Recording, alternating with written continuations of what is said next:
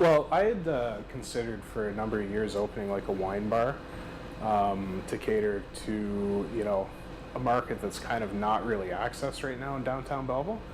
Um, In honest, Belleville. yeah, well, in Belleville, period. So that was just something you noticed? Yeah, it was something I noticed. In cities I've lived in before, they always had that kind of atmosphere, and there's just nothing to compete around here. Well, and we travel. So, We like to go places that are like what we kind of want to present, but we have to go to Toronto to go and enjoy something like that. So, yeah, so it was kind of important to be able to bring something like that to Belleville. I mean, the only reason that I moved back to Belleville was to be closer to family. So, you kind of you want to still enjoy the things you enjoyed other places within your home community as well. So, that was kind of a big factor. And, the location, specifically the location and the patio, and, the prior sort of reputation and knowledge of the area really helped as well. When we considered a location, downtown Belleville wasn't necessarily ruled out for the stigma or the reputation of the area. In recent years, there's been a lot of groups and individuals kind of forming a movement to revitalize the downtown core.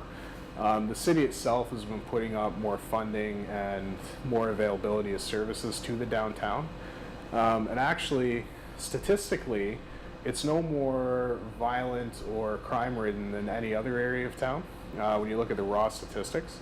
Unfortunately, 15, 20 years ago, that wasn't the case. And, these groups are really looking to kind of revamp the image and the attitude of downtown businesses. The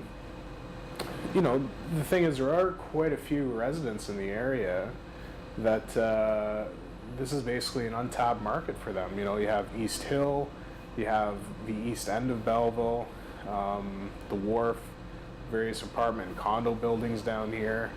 You even have like government buildings just up the street. So you have literally thousands of people as part of your daily traffic that drive either by the area or specifically by the restaurant or, walk by, whatever.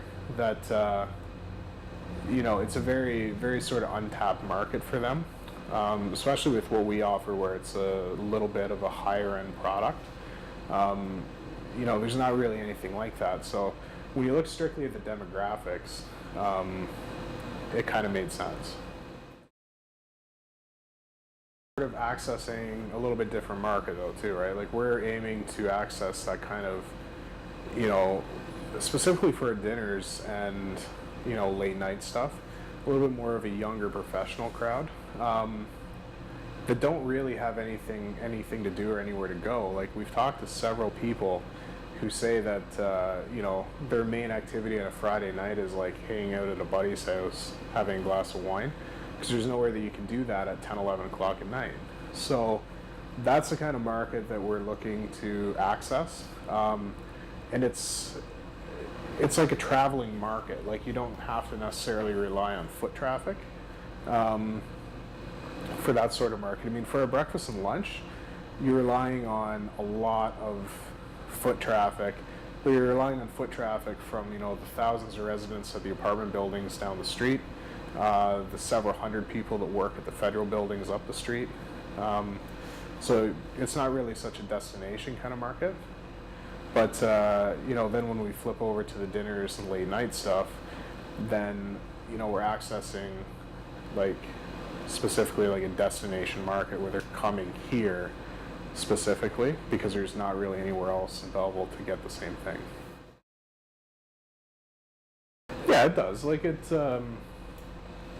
makes you a little bit more confident when other people are doing it, and that's the thing. I mean, you have guys like Paul Dinkle that are real, like they're sort of the real pioneers of revitalizing downtown. I mean, and Mark over at Royal Page, like they're serious landowners in the downtown core, right? They're putting millions of dollars on a gamble that it's going to revitalize, and then you see that over the last say 5 to 10 years, and then people are starting to put up more businesses.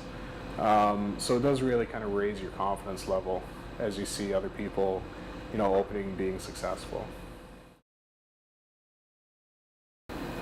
Well, I mean, Belleville, I think, has, a fairly high unemployment rate. I mean, the bottom line is that there's not a lot of jobs out there. So, it's unfortunate for people. Like, I've known people that have had the same job for 30 years that are then laid off, and that's it. But, I mean, it's not like there's absolutely no jobs available. If candidates can set themselves apart and be willing to come in and really work hard at what they're doing, I don't think that the unemployment rate as a statistic should really affect their ability to find a job. Yeah, a decrease in unemployment in the downtown area should be a trend. I mean, when you look just strictly at the numbers from an investment point of view, you have like property that is at an accessible price, commercial and residential property that's at a very accessible price. So it makes it more attractive to investors. As people are making these kinds of investments, they're either going to be hiring local people to complete some of the work, or, in like our case and other similar cases, they're actually going to be hiring staff. So based on that, the downtown unemployment should go down over the next several years. I mean, we saw the same thing in Halifax when I was working there, where some of the the grimiest neighborhoods in Halifax, all of a sudden over a relatively short time, experienced a huge growth in employment because the property values fell below that break-even point where it made sense for the investors to pick up these properties and then put money into them and take a gamble. And I think that you'll see the same thing here. I think you're now kind of below the break-even point, and as investors and speculators are picking up the properties, you should theoretically see an increase in business and a decrease in unemployment.